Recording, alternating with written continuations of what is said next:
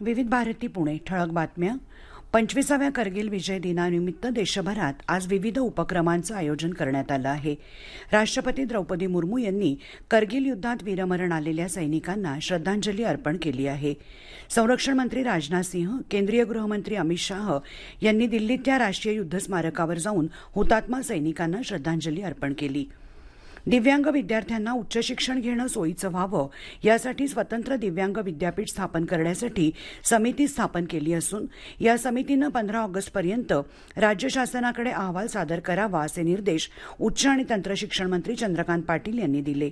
हा अहवाल मंत्रिमंडळासमोर ठेवून त्यावर सकारात्मक निर्णय घेण्यात येईल असं त्यांनी काल मुंबईत यासंदर्भात झालेल्या बैठकीत सांगितलं. देशातील पशुधनाशी संबंधित शाश्वत धोरण आणि योजना निश्चितीसाठी पशुगणना महत्त्वपूर्ण माध्यम असल्याचं पशुसंवर्धन मंत्रालयातील सांख्यिकी विभागाचे सल्लागार जगत हजारिका यांनी काल पुण्यात सांगितलं. येत्या 1 सप्टेंबरपासून देशभरात 21व्या पशुगणनेला सुरुवात होत आहे. त्या पार्श्वभूमीवर महाराष्ट्र आणि अन्य राज्यातील अधिकाऱ्यांची राज्यस्तरीय प्रशिक्षण कार्यशाळा काल पुण्यात यशदा इथं झाली. त्यावेळी ते बोलत होते. पुणे, अहमदनगर आणि नाशिक जिल्ह्यातील बहुतांश भागात अतिवृष्टीचा इशारा देण्यात आलेला आहे.